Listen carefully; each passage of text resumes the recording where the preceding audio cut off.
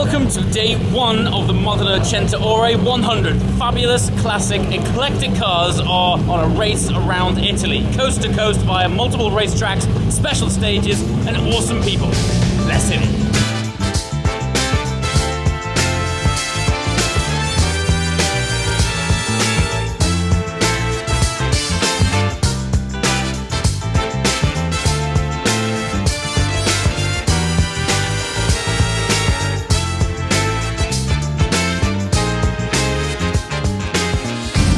Okay, the flag has officially dropped. Mille Miglia is underway. I thought I'd take you all the way up to the beginning of the starting line so you can see what happens up top. But this is where all of the cars set off on this amazing journey. Right now we have a brace of 911s followed by a couple of Stratos. One of the coolest cars on the grid. Very excited. Here we are, flag drop.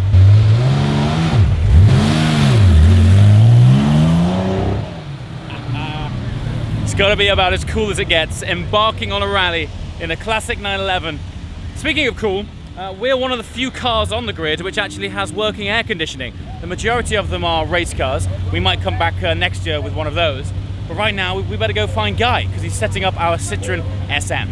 So on the one hand, I'm jealous of all the people in the race cars.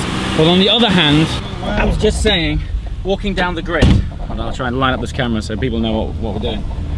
Walking down the grid, I'm sort of half jealous of the guys in race cars. Yeah, there's some pretty serious machinery here. Yeah, but then I'm like, air conditioning and, you know, suspension that actually won't require a chiropractor on speed dial. Well, this is a comfortable car for sure. Big time. And in theory, we've got air conditioning. How good the air conditioning is, we're yet to find out. I mean, I half feel we're going to be just switching it off and having the windows down. That's my feeling. Here's your book. This is me. Well, in fact, no. We're going to share the driving and navigating. So yeah, we've both got to get pretty good at this. But you've seen the size of that thing? This is the kind of. It's like the yellow pages of directions. We'll be following these style of directions for the next 1,000 kilometers. So it tells you each turn and the signposts. The trick is, if you're following this and you believe you know where you're going, and then the dude in front takes a different turn, the discipline to not follow him. Oh, for sure, for sure. I've definitely been led down some wild goose chases by following people in the past. We've also got our kind of get out of jail free phone, which they give everybody. So check this out. Is that so if you get in lost, here? So this event is really organised. They've effectively developed their own app. Yes. So we have our own app on here, and it effectively does have a cheat option where if you go wrong, you can go on and it'll tell you based on your location where your next nearest checkpoint is. But we're not going to cheat, are we? No. So you're gonna at least not on camera anyway. What sort of horsepower is this? Or what would it have been? We'd have to Google that, but I mean, I feel it's kind of, 120 maybe. So it's super chill. It's super chilled. Right. Anyway, onwards. And we're off. Mille Miglia underway. This is what my story looks like for a while. I know as much as first left. We're gonna get saved. We're gonna get saved.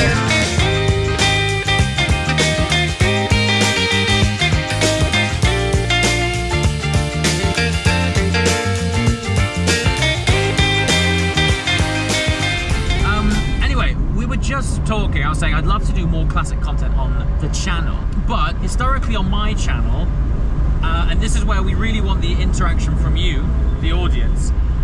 Classic cars haven't actually gone down that well. Now, don't worry, that wasn't our axle or anything, that was something on, something on a bridge.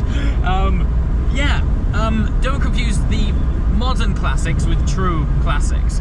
So I've done some classic car content in the past. I did a video, for example, on a BMW M1, not to be confused with the more recent 1M. It just didn't gain any sort of traction. Long and short of it, I've always had this instinctive feeling that classic car content on my channel doesn't go down that well. And I want to really hear from you guys as to why you think that is. Ultimately, are you interested in it?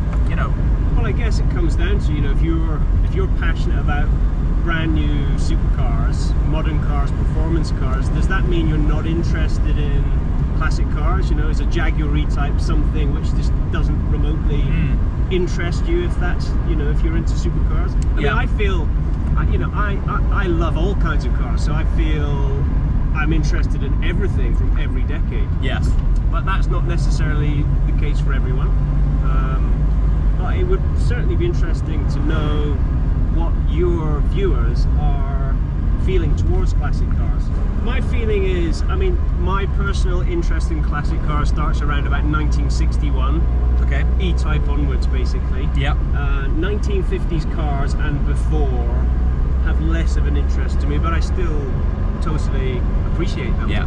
For what they are and for the historical context. Yes. I will also I'm the first to put up my hand and say anything earlier than 60s, I have no idea. I have no idea. Yeah, and well, actually that's different quite design an language. interesting insight, maybe from the audience point of view as well.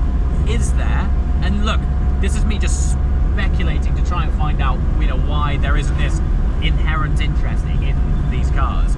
But if I put myself in my mindset of watching content on, say, pre-war cars, I have no interest in that. No the guys interest in the pre-war world might be like, what are you talking about, man? Let me educate you, right? It's a case of trying to understand the audience's mindset as to maybe that it's hard to relate to these cars, therefore I'm not interested.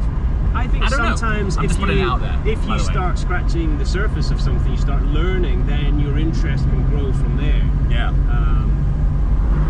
So, I don't know, it'd just be good to know. Also, I hate to break it to you, but I think we might be lost.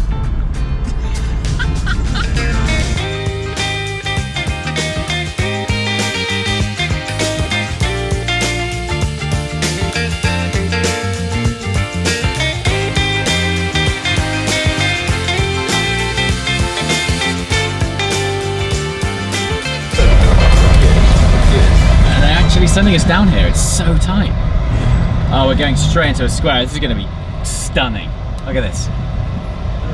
We've got some fans here for Guy. Guy's fans. For you, James. For me, dude, I wish you were there when they thought I was you. Honestly. Oh, the Mille Miglia. You've seen the clip, right? Yeah, I've seen it. Oh my god. Long story short, on the Mille Miglia, Guy left early. I took his seat, and we were both wearing caps. And basically the crowd thought I was Guy. Amazing. I'm going to try and splice in the video of that because it was priceless.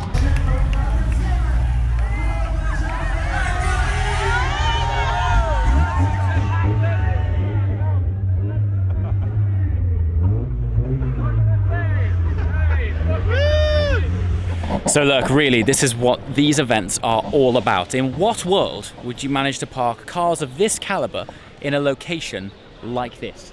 I mean, imagine the view the guys up there have got, overlooking these cars.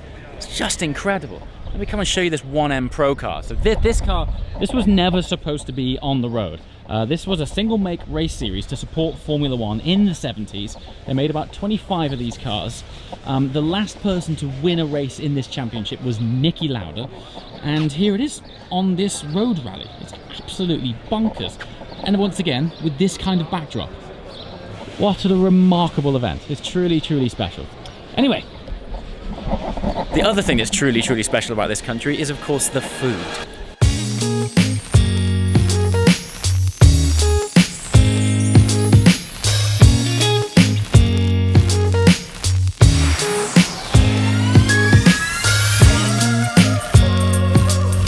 One thing about this event is you are surrounded by classic Porsches, and amazingly, there is a race of road legal 911 RSRs. This one in particular, look at the, I'm not sure if the camera's doing this justice. Have you seen the flare on that rear arc? It just gives you a massive craving for a classic 911. The great thing about these cars is, as a platform, you can enter them into so many different events and categories. You do hill climbs, races, rallies, sprints. They're just such a complete package, and they look beautiful. Look at this, look how many there are. I mean, okay, they're interspliced between other cars, but there's a lot of classic 911s here for good reason. Another road-going RSR. What an event. Okay, so sit rep, first fuel stop that we actually not sure if we need or not. The fuel gauge is not moving. Questionable. We're either in an insanely efficient car, or it's not working. It needs a heavy tap to get so that. basically, we've been reading 3/4 of a tank of fuel since we left this morning, and it's still on 3/4 of a tank of fuel. So I think it's time to put some in, James. Just in case. We actually haven't gone that far. What have we done? About 100k?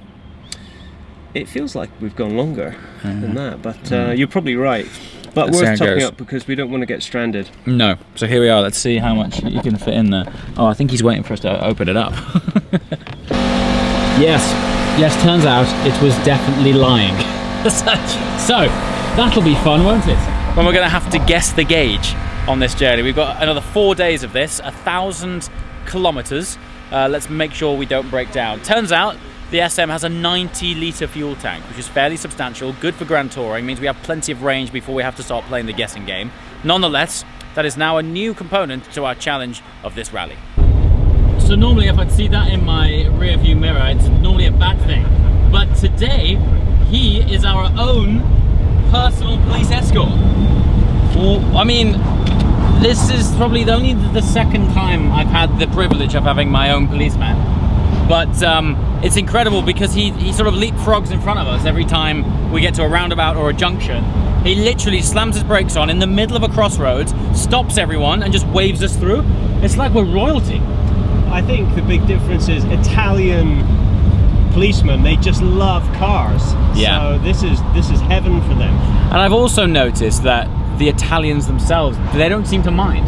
They're not like, oh, screw these guys, they're inconveniencing my day. If you're in a classic car, it seems to be you just have a rite of passage to drive so cool.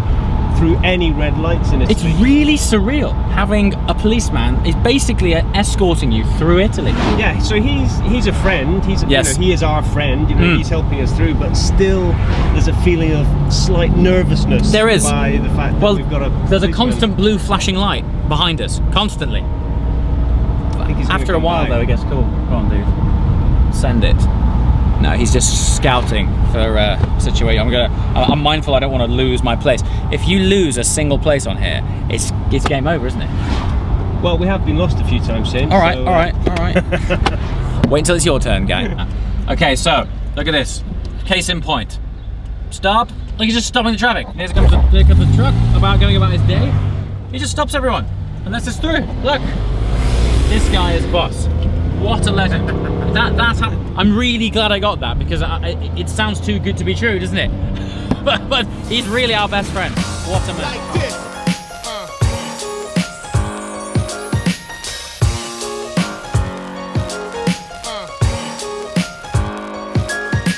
So there we go. Day one.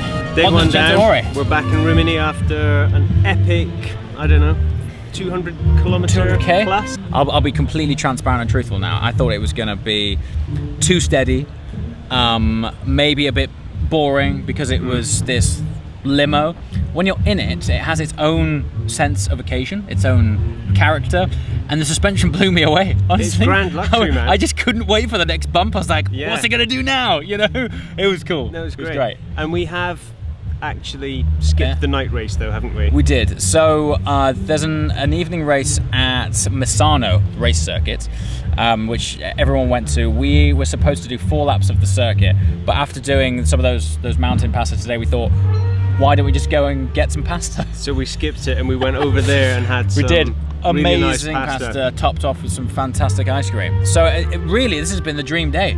It's been a perfect day. Yeah. 2 more days to go, huh? 2.5. 2.5. Today we've come back to the location we started at, which is the Grand Hotel in Rimini, which is unusual for events like this. Normally it's a relentless journey of non-stop living out of a suitcase. So listen, this is just day one. As always, comments below. We want to know what you guys like, what you want to see, what you want to hear, and yeah, we'll be back tomorrow because I'm going to be putting out relentless content now as of the next sort of 2 weeks on a back-to-back rally. Lots more to come, huh? Lots more. Ciao for now.